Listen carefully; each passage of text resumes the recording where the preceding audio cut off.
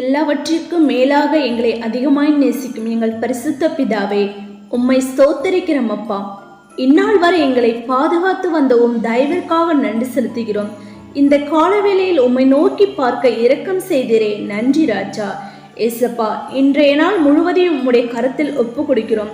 கர்த்தாவே, கொள்ளை நோய்க்கும் இயற்கை சீற்றங்களுக்கும் விலக்கி நீர் எங்களை பாதுகாத்துக் கொள்ள முடியாது ஜெபிக்கிறோம் அப்பா.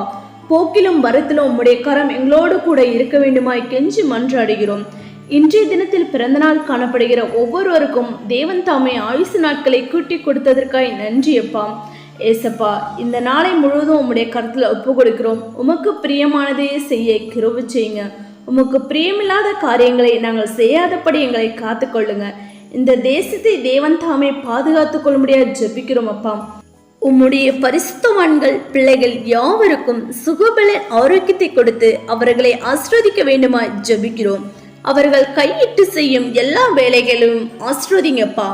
ஏசப்பா, நாங்கள் உம்மை துக்கப்படுத்தாதபடிக்கு உம்மை துதிக்கவும் வேதத்தை தியானிக்கவும் ஜெபத்தை ஏறெடுக்கவும் கிருபை செய்யுங்க. இன்று மருத்துவமனையில் இருக்கிற யாவருக்கும் தேவன் தாமே சுகம் கொடுக்க வேண்டுமாய் கெஞ்சி மன்றாடுகிறோம்.